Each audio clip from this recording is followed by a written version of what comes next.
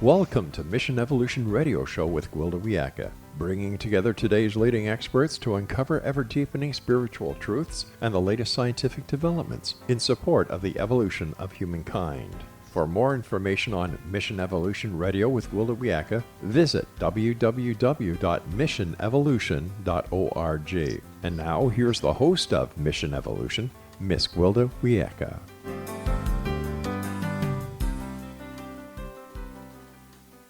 Hello again, dear friends. Thank you for joining us on another exciting adventure into future possibilities.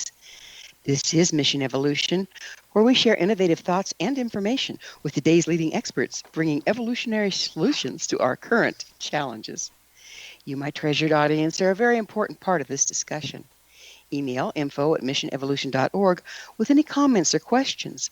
We'll address them on the very next show. So please, jot down your thoughts and share. This hour we'll be exploring climate crisis, manifestation of the human shadow. After the unprecedented upheaval of 2020, we focused Mission Evolution's guests and topics on creatively moving forward to manifest a better tomorrow.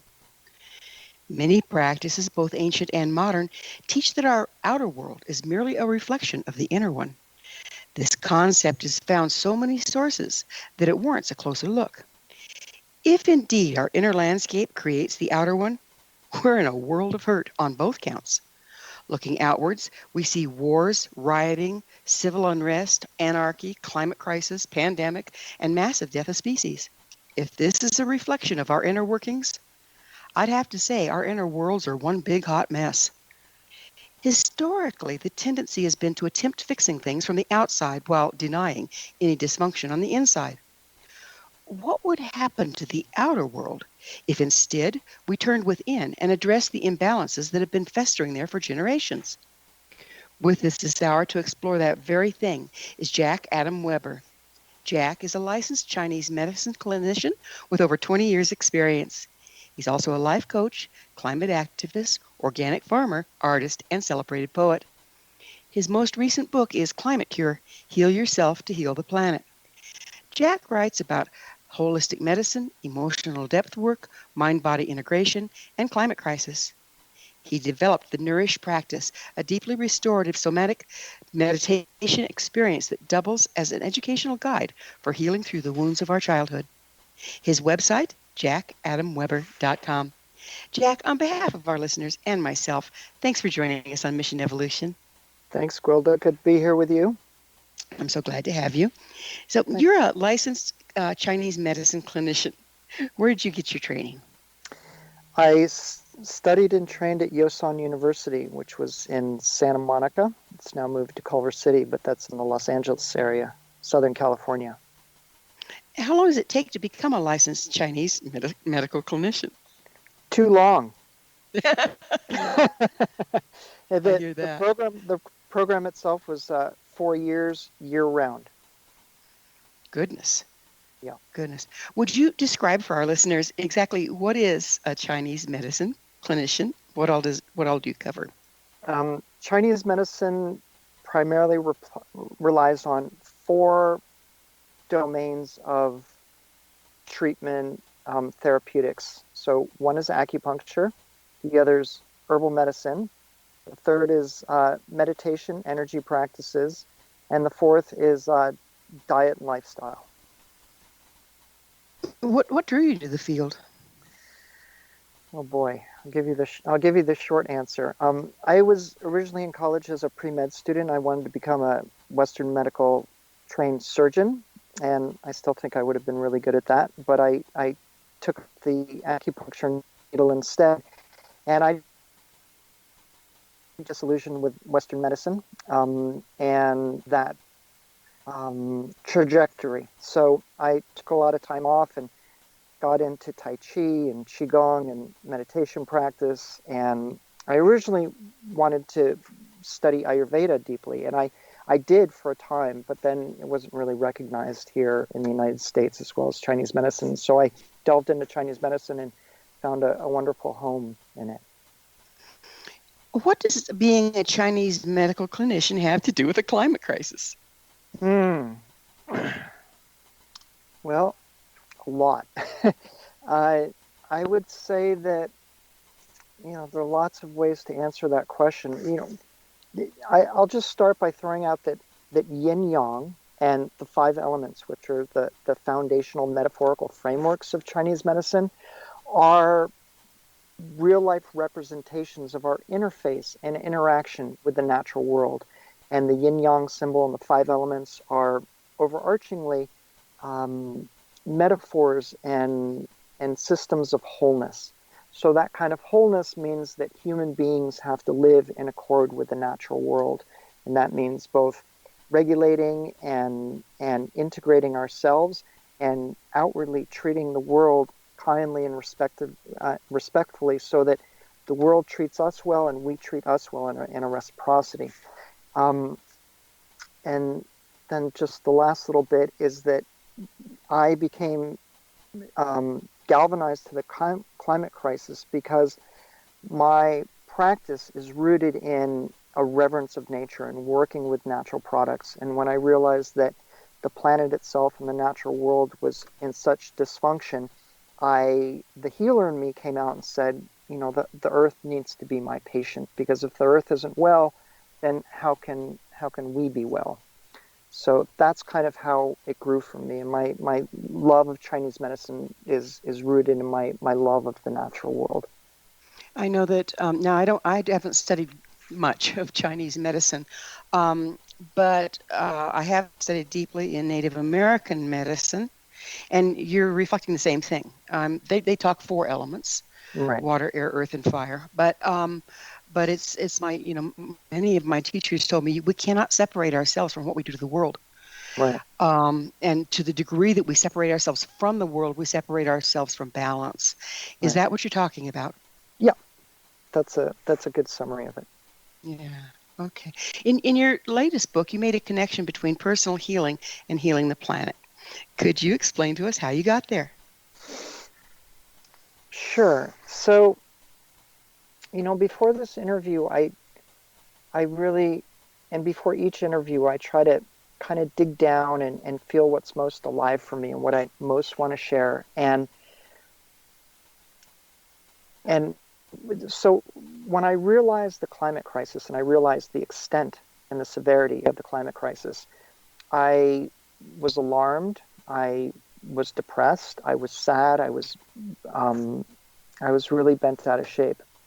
And so I was bewildered at how we could have such a crisis happening and so few people engaged. And most of my friends and most of the public I interact with and most of the media, that people were just not aware of what was going on. And it was like, how can we have this horrible thing happening and so few people are engaged? So my meditation, my inquiry, I began an inquiry process. Why is that the case?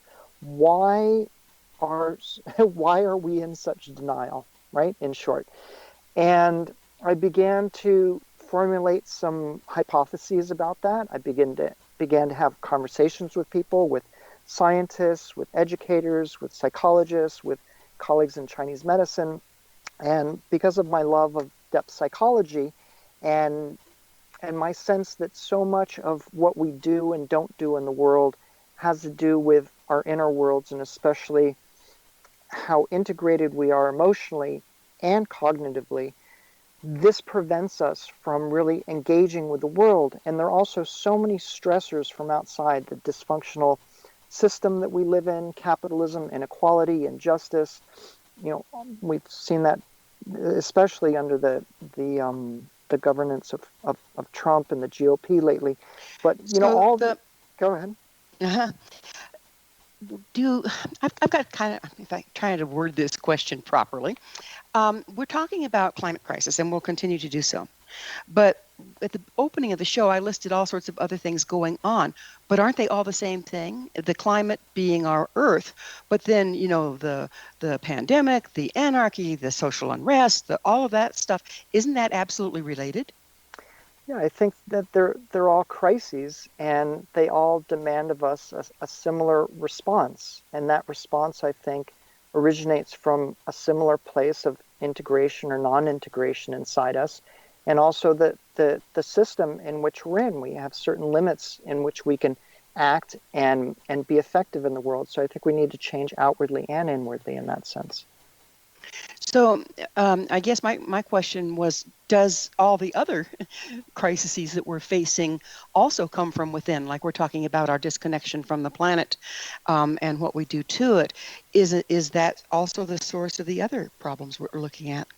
Yeah, my opinion is that it's a reciprocal dynamic. So yes, I think that we project and displace our own lack of integrity onto the world.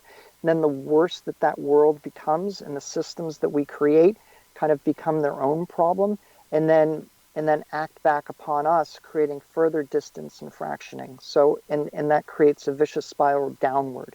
And what Round and round we go. Mm-hmm. Yeah, and what I try to share in Climate Cure and my work generally is how to turn that spiral upward, right? So that we begin to create integration again.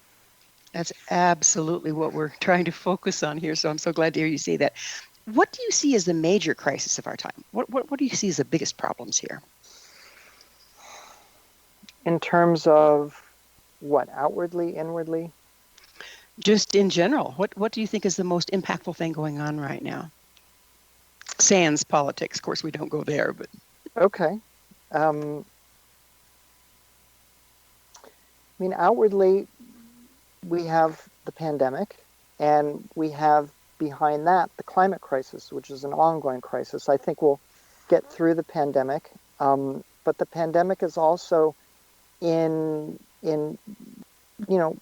unobvious ways linked to climate crisis and the degradation of the environment, and how we've impinged upon the natural world, and how viruses transmit more easily when we're in contact with the natural world in inappropriate ways, and as that natural world is stressed.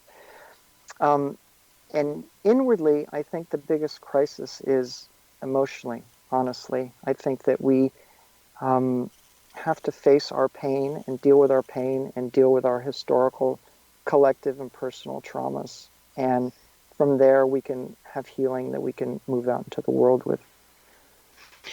Do you think it's in avoidance of that inward wounding that we have become so careless outwardly? Yes.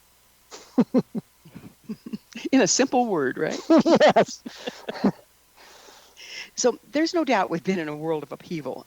How does the resulting human fear and anxiety impact the environment and each other?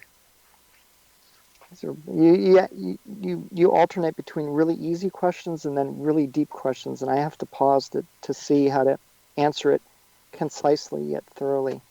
And we're about to come up on a break, so if we have to bridge the answer to the next segment, we can certainly do so. Yeah, I mean, that's a really big topic you just brought up, and I'll just start with fear. I feel that fear is perhaps the cornerstone emotion inside us that causes us to retreat and sort of shy away from being engaged in the world, or not. And there's a dynamic that I described called that I coined called our fear mark. And the fear mark is like our threshold of fear beyond which we will not act and we will not pay attention and therefore go into denial because it's too scary to face the truth. So the more we can deal with difficulty, the more we can deal with scary truths and scary things, the more we can raise our fear mark and the more we can engage in the world because our threshold for fear and engaging with discomfort is higher. Beautiful. Well, it's time for that promised break, and we will pick up on this on the other side because I think you're right. It's a very complicated and important question. So it is time for that commercial break. Jack and I will return shortly, so don't go away.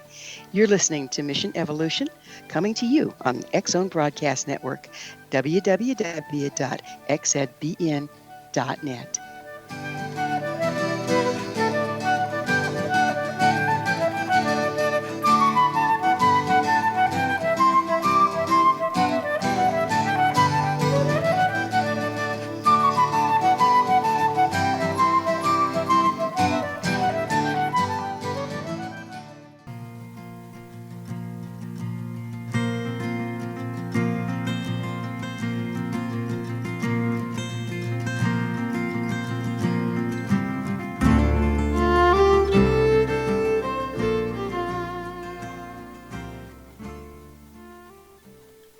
Hello again. This is Mission Evolution, missionevolution.org.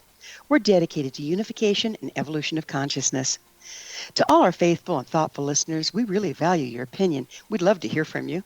What do you think about the impact of human health on the natural world?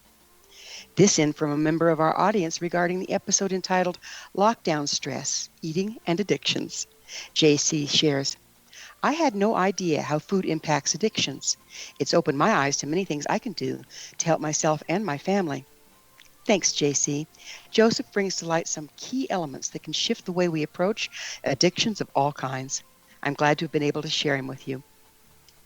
Curious, dear audience? Visit our archives at missionevolution.org. Listen to the episode entitled Lockdown Stress, Eating and Addictions, and let us know what you think. Email me at info@missionevolution.org and give me your thoughts or questions so we can all share them on the next show. With us this hour, discussing how human health impacts climate change, is Jack Adam Weber. His website, jackadamweber.com.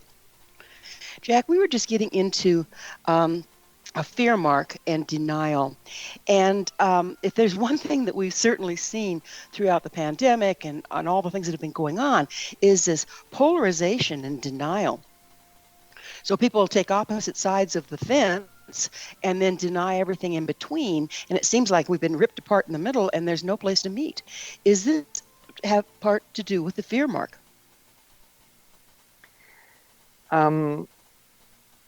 That's a good question. And, when fear is activated in us, it triggers our fight or flight response. So that fight or flight response, just look at it, fight or flight, right? That's a polarization in itself. So fear, when it comes up, if it goes unmitigated and unreckoned with, it causes a polarized response. And if we follow it, then we become polarized.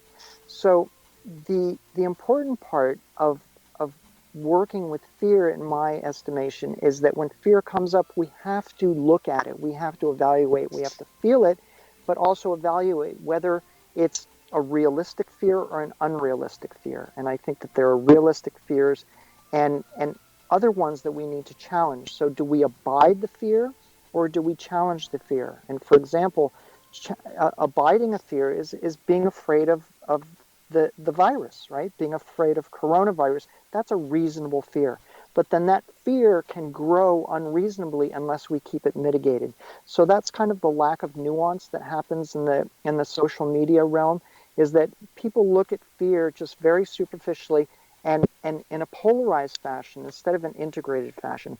And a fear, for example, that we don't need to abide is, it is more in the anxiety realm sometimes, where there's something that scares us, but as we look at it, it's not a true fear that will actually hurt us, like asking someone out on a date or giving a public talk, right? Those things bring up tremendous fear, but are things we can move through and they're not really going to hurt us. So I think breaking down fear and really exercising emotional intelligence with how we do that is the cornerstone for not being victim to what FDR said of being afraid of fear itself. So a lot of people are just afraid of fear and denigrate fear.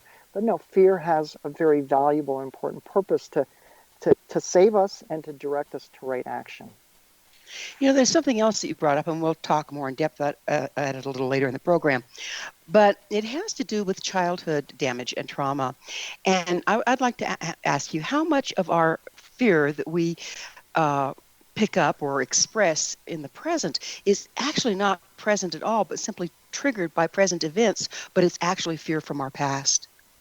Yeah, I think a lot of that has happened. I think a lot of the hysteria that we're experiencing during the pandemic is a triggering of fear and past trauma, and that sense of insecurity and the sense of things breaking down.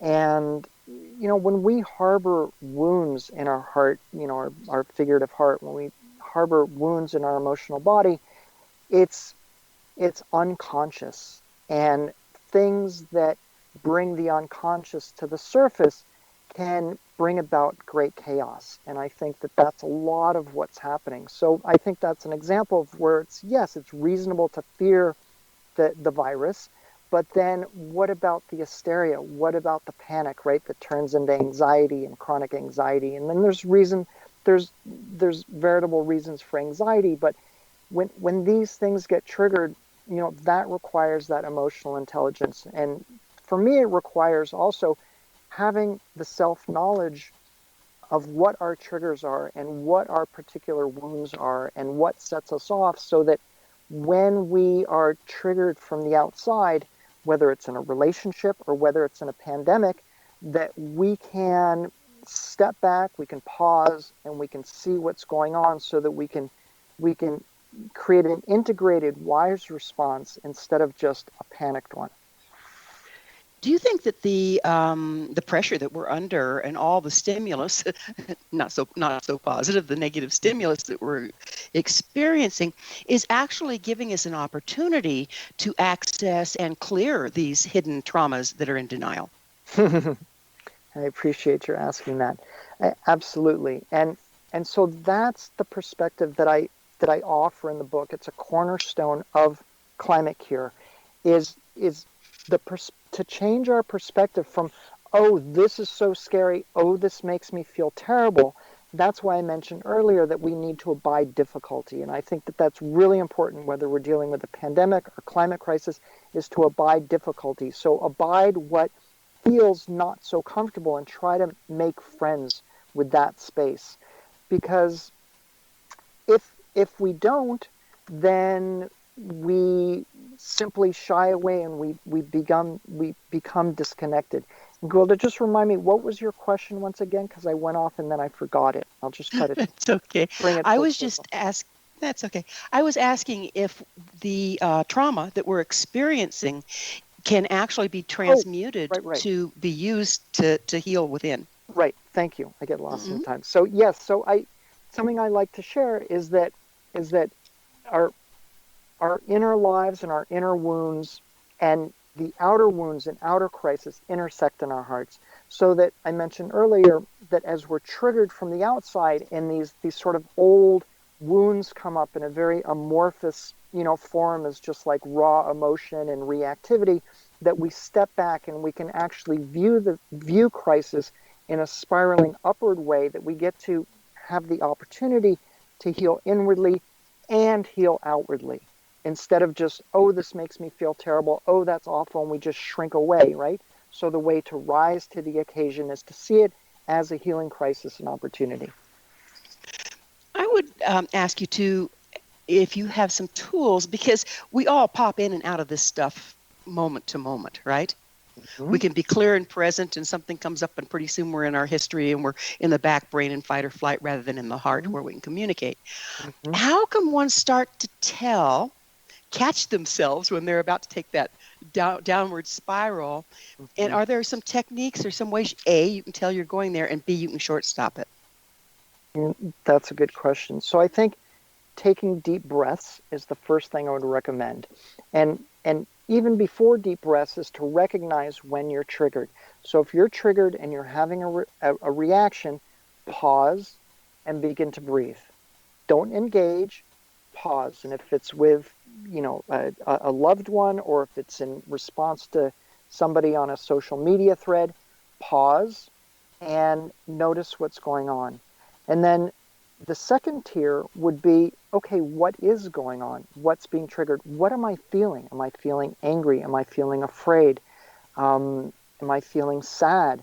And to acknowledge that, and then from there, you can see if the present situation is meritorious of the reaction that you're having. Are you responding to the situation, or are you strongly reacting to the situation? And I think that when our reactions are out of proportion to the stimulus, to the issue at hand, then we have a chance to look at how we can interface and become better acquainted and friends with and work with the particular emotions that are coming up. And those are going to be different protocols and different ways of being with grief and with anger, with anxiety, with fear, with hopelessness, etc. As we as individuals do that, how does that impact our environment? Because I've had people say, Gwilda, I can be off, totally off. And you just kind of hold this center. And of course, I work with this all the time, is what I have to do. Hmm. But it seems like there's almost like mojo that goes out into the room that other people respond to. Would you speak to that a little? In terms of speak to holding one center or The impact regulation. holding one's center can have on our environment. Mm. Well, I think that there's a guy that did a really cool podcast I listened to a while ago, and one of my takeaways from that was he was talking about um, I was it apes or something, or gorillas, and there's the silverback, and the silverback was kind of the one like holding the space while all this squabbling was happening, and he said, be the silverback, and I really appreciated that, so I try to keep that little mantra in my head sometimes.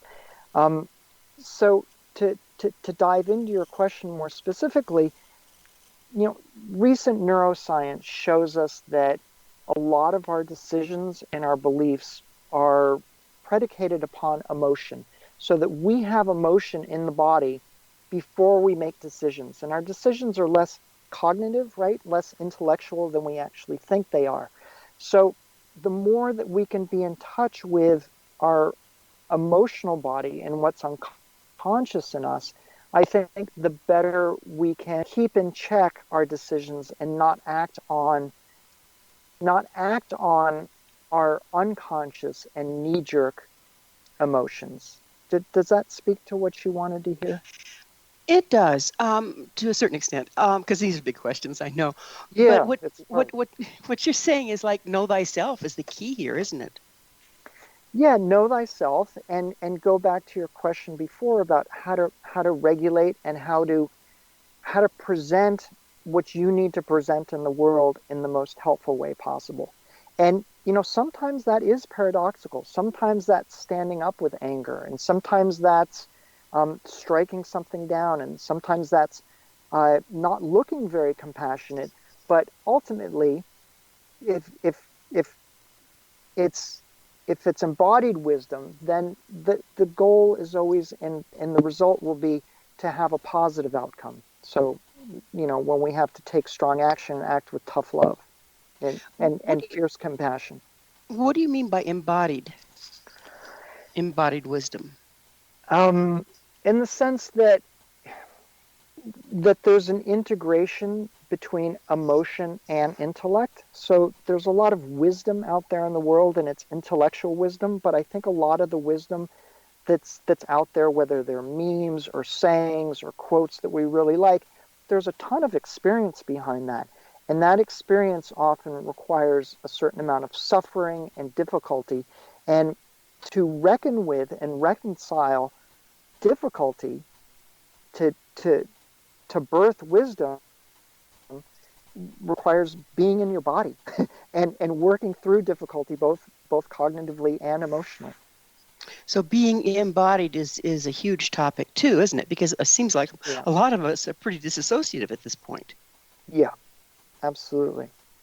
Is the disassociation a result of denial? Like so much of our emotion is held in our body. Do we Mhm. disassociate to avoid it? Absolutely. Yeah, and I think that pings back to what we were talking about before, about not dealing with our pain. So when we don't deal with our pain, we just we just don't engage. Absolutely, absolutely. Well, it's that magical moment for another commercial break. On the other side, we'll get deeper into suffering, pain, and how to transmute it into our gain. Jack and I will return to our discussion shortly. So you stay right there. This is Mission Evolution, and we're coming to you on the X Zone Broadcast Network, www.xzbn.net.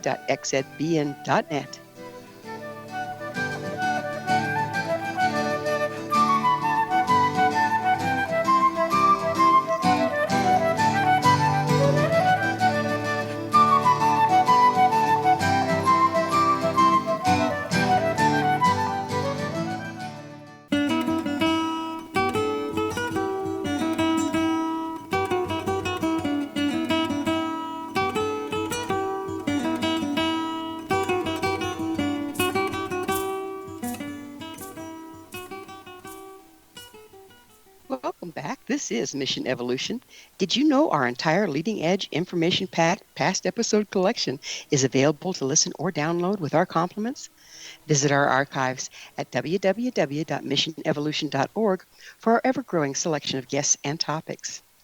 To find out more about me, Gwilda Wiyaka, my school, or the evolutionary tools we offer, visit www.findyourpathhome.com. Our guest this hour is Jack Adam Weber. We're speaking about the interconnectedness of human health and that of the planet.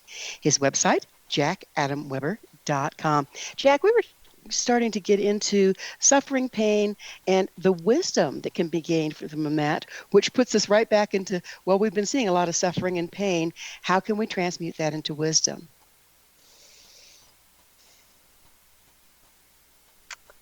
So, wisdom for me is something that's birthed from the darkness often.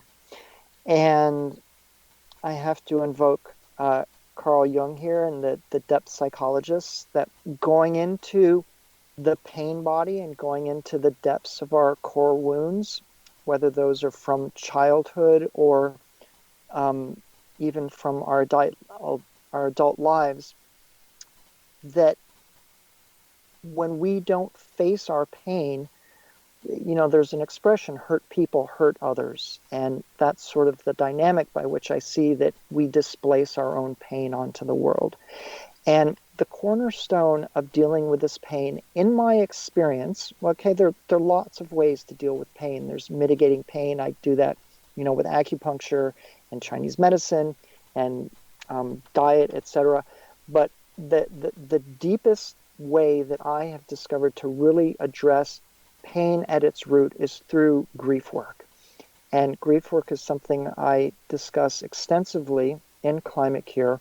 And grief is like the polisher of our souls. It's what helps dissolve pain inside of us, just the way soil bacteria break down what's no longer usable, right, to us and create nourishment, which perpetuates the fertility cycle, which is regeneration. So the way that we affect that regeneration inside of us is to engage what I call in a poem the soil's equivalent. And the soil's equivalent to that beneficial bacteria inside of us is grief and grief work. And by feeling our pain and by going into our past, ideally done with a psychotherapist or counselor or trauma expert, this way we cry out our pain, we emote our pain, and part of that is anger work, which is part of the larger body of grief work. So really going into grief work and polishing our soul, because in the way of releasing the pain that we've held inside, and that's a deep way to heal the core of ourselves, so that we can become more clear and give something beautiful and loving to the world. And that process of grief work itself, in my experience, really galvanizes and emboldens compassion and empathy inside of us. As you're speaking, it comes to me, nature does this wonderful thing that, things bud in the spring, but they die in the fall and they go under the snow to be composted in the winter. And that's a form of letting go, letting things go back to their constituent parts. Mm-hmm. Isn't that what grief does for us? And why do we avoid it so? Yes. You speak in my language, Gwilda, almost as if you've read my book twice. Yes. So when I mentioned earlier the yin-yang symbol and the cycle of the 5 elements, that's the seasons of life. So we go through the summer, the fruition of summer, into the decline of autumn, to the death of winter, to the rebirth of spring. That is the cycle of life, death, and rebirth. So that is what grief does for us. I call it dying to our pain. So, and that's the process I just described in grief work, so that we relive and we re-experience the pain inside of us that has been sheltered from us, and that has been stuffed down and repressed. And there's no shame in that. As kids, and some of us have had to go through horrific experiences in life, and we had to dissociate and we had to separate. So there's a very blessed and and and um, and fortuitous uh, dynamic of dissociation. But as adults, I think that part of becoming an adult and the rite of passage into adulthood is to unearth these pains so that we can treat the world kindly and we can treat others kindly and not just displace our pain via hurt people, hurt others. That so explains this damage and pain that's been passed down generation to generation. Is if the parents don't do the inner work, and it was never supported in times past. I mean, way times past certainly, but in our recent society, it hasn't been. Just pull up your bootstraps and get on with it. Right. So then we put it in denial when it lashes out of there and strikes at our children when they display the same things we've judged against in ourselves. How much of this generational damage do you think we're being confronted with at this point, rather than just our own? I think that I think a lot of it, and we touched on that earlier. That's the generational pain that you're discussing, and it's the work of grief work. I mean, for me personally, there were times when I went through this work in my 20s, and there were times when I was deep in the work, and felt this. I felt these wounds just energetically going back generations. And then I saw the evidence of it, in my grandparents, in my great grandparents. But I felt like I was breaking a cycle that had lasted for so long. So unless we do that, we just keep creating more of the same crap, right? So it's like in an intimate relationship. If you don't wake up to how you're sabotaging or injuring or creating violence in the relationship, you're just going to keep creating it. So that's the inner work. So I love that you said it this way, the recreate part, because if we don't process it out, we hold the same imprint and superimpose the events of the past on the present and make a rerun out of the future. Yeah. And you're saying it's the grief work that can start to break that up, even if it includes, or particularly if it includes anger work. Yes. And for me, anger work is part of grief work because anger, in my experience in working with others, we're angry and we're pissed off that we've been treated this way and that we were violated or that we were abused or that we were neglected or, whatever it is. And, I also want to just point out that I think there's this idea or this myth that, if we do grief work, if we do inner work, then we're like perfect and healed and whatever. And it's like, no, that's not my experience. I used to think it was possible, and maybe it is for some, but I've done quite a lot of the work, and I find that, I still have my triggers, but I'm just so much more aware of those triggers, and there's a lot less fuel inside me that goes into acting out or reacting so that I can pause, and there's just a lot more integration, but the triggers are still there, and we become aware of them, so it's a constant practice and a constant refining and healing process with self and with others. And again, it brings me back to all these crises we've been facing are the fuel to enter into that process, aren't they? They can be, should we choose. I'm sorry, what was that? I think we broke up I said, just a little bit there. It's okay. Going back to where we kind of started here, that the extreme crisis we find ourselves in right now can be the catalyst to be able to really engage in that work should you choose. Right. And I think that's really promising. That's the sun on the horizon, and that's the morning sun right now, figuratively speaking, is that, that we are in crisis collectively, and instead of waking up each day and saying, oh, another shitty day, another horrible time in the pandemic and the climate crisis, whatever's going on, it's like, let me engage with this. Let me be proactive, and in being proactive and paying attention to what's difficult and to the problems in the world and becoming an activist, you get to be confronted with a lot of your pain. And I think that's a lot of why people don't do it, right? So the more we can deal with our pain and face the darkness, and be supported by the light at the same time, the better world we're going to be able to create for however long we or anything lasts. I can't agree with you enough. So, where do addictions play into the current condition of our Addiction? environment? Addictions. When you say that word in this context, one of my mentors comes up, Marion Woodman, was a Jungian psychologist, and she speaks brilliantly about addiction, and she talks about the climate crisis as well and the environmental crisis. They're a bit separate and they overlap, but she calls us just addicted animals, that we just keep pursuing addiction. And with the climate crisis, that looks like consumption, right? So the more we consume, the more we feed the needless capitalistic machine, the more fossil fuels we burn, the more we pollute the planet, etc. So there's an addiction in consumption and distraction. There's also addiction in all the ways that we try to entertain ourselves to deny facing reality and the problems that we have. And I think that addiction is very dangerous in that sense also. That's not to say that, again, nuanced, right? Not black or white thinking, but black and white thinking here is that, it's wonderful. We should all distract ourselves. We should all have fun, but to a limit. It's when our distractions and the degree to which we pursue the light and entertainment are used as a way to wholesale deny and to perpetuate what we don't want to see, which builds the shadow, which then comes back at us from the outside, which is what I call climate crisis, our own shadow coming back upon us.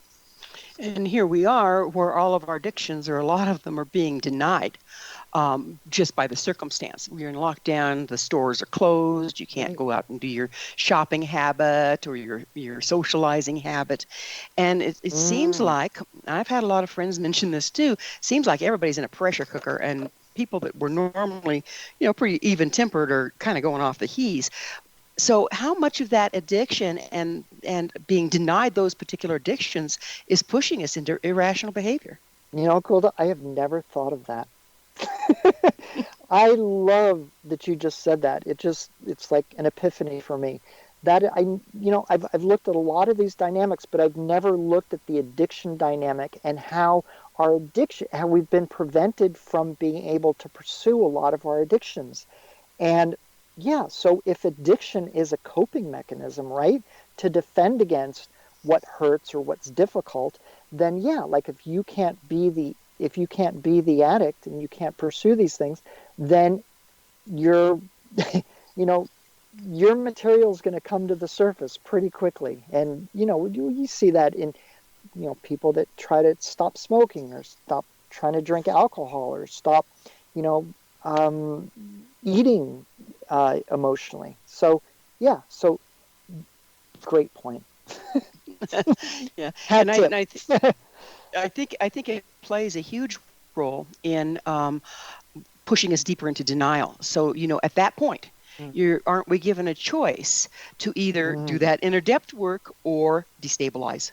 Right, Quilda. And what comes up for me is that, well, what happens when we lose that layer of buffering with our addiction, right? It's like our material comes up, and what do? The anger comes up for me, right? There's been so much anger, so much lashing out. I think it's so easy to be to be angry. And right, and beneath anger is often the grief and the pain. And so I don't think collectively we've gotten to a lot of that pain. A lot of the people that I deal with and my friends have felt it, and we share about that in support groups, etc. But I think that so much of the anger and reactivity, kind of amalgamates with the fear and creates this just chaos and panic. Chaos. Well, it's time for another break. We'll discuss more about this on the other side. Jack and I will be back shortly to continue our discussion, so don't you go away. This is Mission Evolution on the X Zone Broadcast Network, www.xzbn.net.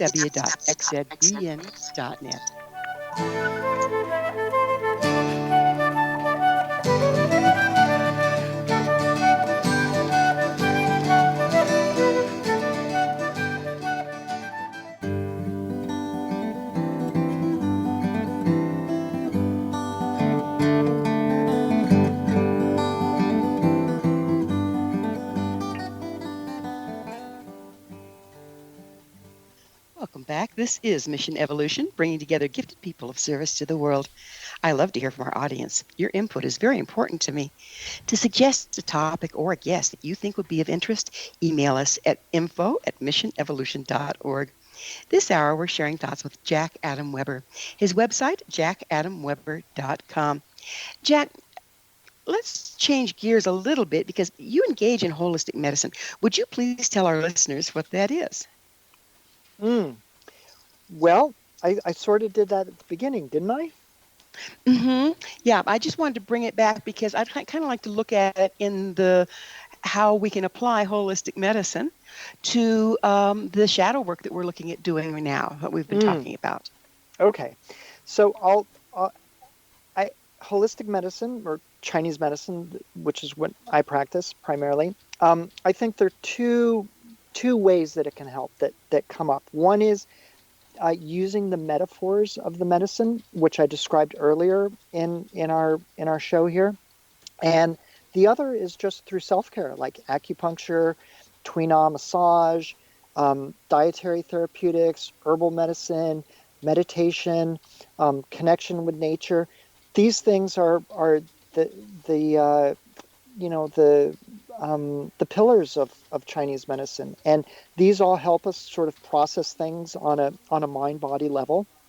And then the metaphors of Chinese medicine, which we spoke about, being in tune with the seasons helps us connect with the natural world in a in a really nuanced, beautiful way that also teaches us lessons about how to conduct ourselves. And we talked about that through life, death, and rebirth. It seems to me that the earth is such a rich, the natural world is such a rich source of balance because it's constantly moving and constantly remaining in balance in its own way. Right. How can we possibly, I mean, we say, well, we're imbalanced, and that imbalance is now showing out up in our outer world, by the abuse that we've done to each other and the planet. But we can't come from a balanced place if our bodies are imbalanced. Is that how this is going to help? Is that how what? Is that how holistic medicine and Chinese medicine can help? Is all these different aspects bringing your body back into a balance so you can express through the body in a balanced way? Yes, I think that's one aspect of it. So I think that's the easiest way, perhaps, that's the physiological way. And the other way that I've described for most of the show is the psychological, emotional, spiritual way, which is going through the death and rebirth process of grief work. So yes, so these are the different levels on which we can use holistic medicine to address our whole being, ourselves, and our relationship with the world, right? So in an eco-psychological sense, and yin yang as light and dark, right? That represents conscious and unconscious. And then the five elements, which are the further breakdown of yin and yang, which is following the seasons, which goes from light to dark, right? Winter is the nadir of darkness, and summer is the apex of light, which is yang. And so, there's no time here, obviously, to get into details about this, but those models are beautiful, rich wisdom models for how to live in balance inwardly and outwardly. All traditions have some form of ceremony or practice that helps their people, historically, align with light and dark, align with the seasons, align with the earth and her cycles. And now we've kind of deteriorated those into, instead of the winter solstice, it's Christmas and all the marketing. But originally those things were designed to help us stay attuned. Do we have enough of those left, and can we re-engage? Do you have any place that you recommend people find that? I think rituals are really important, and celebrating the solstices, sort of instead of, or at least more than, that the frivolousness of Christmas is important. So I'd say definitely, being mindful of the equinoxes and the solstices and having ceremony around that, and celebrating the sort of more pagan sort of, natural rhythms of the earth will bring us back to the earth instead of to the, capitalistic consumerist models that we've sort of, distorted the holidays into. So I think coming back to a nature-based reverence of the world and the rituals and the ceremonies and the natural cycles that go along with that. And those are all mirrored in Chinese medicine, yin yang and the five elements I just mentioned. So I think that's very important. You mentioned pagan, and pagan has a bad name, a bad rap. It's like Mm-hmm. some people, they hear pagan, they think, oh no, it's anti-Christ, it's anti-Christian. Yeah. But Jesus practiced all of this 40 Yeah. days and 40 nights in the wilderness. I mean, he spoke of all of this. It's not a dark art so much as Uh, coming back in balance with the natural world. Is that right. what you mean by pagan? Yeah, that's the sense I meant in it. I didn't mean it in some like, weird occultish kind of thing or anything pejorative. I just meant it in the sense that I would mention Taoism, right? Taoism itself, from which Chinese medicine sprung, is simply a way of living in harmony with the natural world. And so that's what I meant. Beautiful. So, what are the physiological impact of denial? Because we talked about how damaging denial can be from a Chinese medical perspective. What starts to happen physiologically? I love your questions, Gwilda. I just have to say this, that these are some of the most challenging questions I've ever been asked in an interview, and I had no idea any of these were coming, right? So you didn't brief me on any of this, so I'm just answering from from the innards here. So denial, right, is a repression, and so whether we're repressing grief or repressing anger, repressing fear, those cause what's called in Chinese medicine stagnation, right? And so a lot of people know that this kind of new age expression of go with the flow, right? Well, that kind of derives from uh, uh, a cornerstone of Chinese medicine, which is that the qi, or body's energy, always needs to be flowing, right? And where stagnation occurs, disease happens. So emotional repression is just as significant, if not more significant, than like physical repression, whether we're eating a horrible diet or we're not moving. So if you sit on your couch day in and day out and don't get out and exercise, you're going to develop stagnation. But stagnation also happens mentally, and it happens emotionally. So being able to move through these things helps prevent denial, and denial creates this kind of stagnation. So the answer is that there are lots of ways that we can move the stagnation of denial. That's physiological, that's cognitive, mental, and also emotional. Denial can actually cause kind of a psychosis, doesn't it? I mean, it's like you're not in the present moment. Yeah, but yeah, I mean, that gets into some nitty gritty about, how we're defining psychosis and stuff. But Right. it certainly can lead to disillusionment and delusion about what's real and what's not real. Yes, Yeah, the delusional part, I think, is we're seeing a lot of that.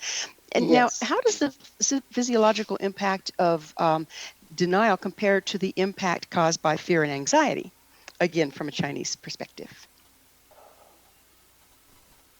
Well, I think that they're different dynamics, right? So denial. So let's just kind of narrow that a little bit, just for the sake of discussion here, so that if we look at denial of fear and anxiety, versus just experiencing fear and anxiety, then that sort of that paints the picture. So, if we're denying our fear, I think we're just causing that kind of repression and that bottled up fear, which often, in my experience and observation, shows up, manifests as anger and rage when we deny that fear, right? Because that fear is the fight or flight response. So if we suppress the fight or flight response, whoa, that's like, that's the energy of saving oneself and protecting oneself. So if we deny that, that's what rage often looks like. So I think if we're experiencing our fear and experiencing our anxiety and working with those with emotional intelligence, and I go into that very deeply in the book. I can't go into it here because there's not time. But when we work with these emotions, right, we're not denying them, nor are we merely displacing them onto the world. And so that's the sweet spot that we want. We want the integration where we welcome and experience the emotion, but also curb it and work with it as necessary. I love that. I love that word displace, because there we have projection. And I don't know about you, but it seems to me like there's a whole bunch of projection going on that is putting the angst we feel inside and casting it out around us, and then having this feedback loop with ourselves, with our own projections. And how do we recognize when we're doing that, and how do we stop it? Oh God, that's a good question.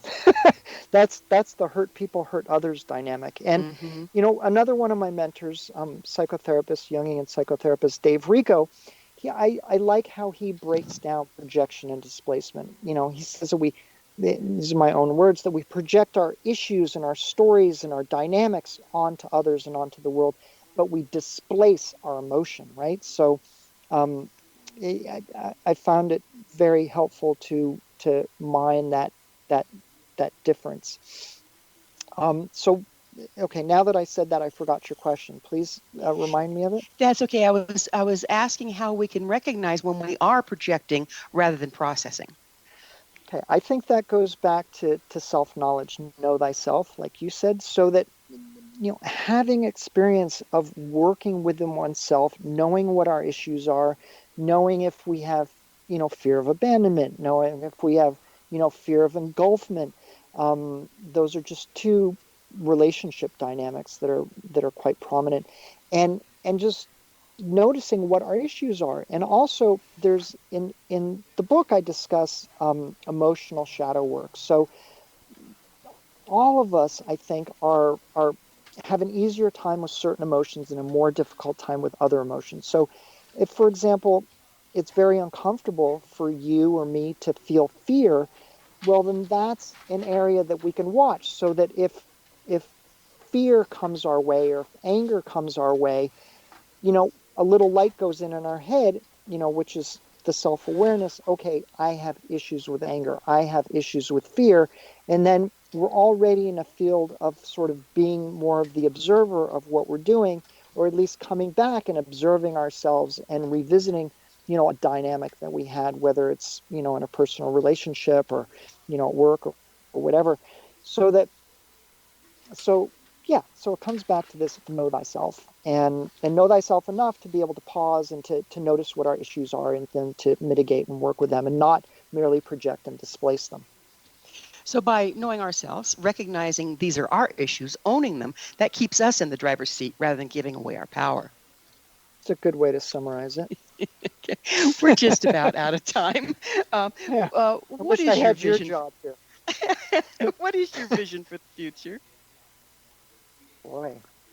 A great question to ask when we're out of time, Gwilda. I would have to say I put that vision into the book. I think it's the summary of all that we've described here. I think we have to create new outer systems, right? I mean, there's been elitists and families and the corporate elite that we know that are out there that have been kind of running the show, and the fossil fuel companies. I'm afraid I did cut you too short on this one. So I, in closing, will tell people where they can get your book to find out the answer to that. But unfortunately, we are out of time, Jack. Thank you so much for coming on the show. Thanks, Gwilda. Talk to you soon. Our guest this hour has been licensed Chinese medicine clinician Jack Adam Weber. Jack is the author of Climate Cure, Heal Yourself to Heal the Planet. His website, jackadamweber.com. Remember, our entire information-packed past episode collection is available for listener download free of charge. Visit our archives at www.missionevolution.org for our ever-growing selection of guests and topics. This has been Mission Evolution with Gwilda Wiyaka on the X Zone Broadcast Network, www.xzbn.net. Join us next time as the mission continues, bringing information, resources, and support to our evolving world.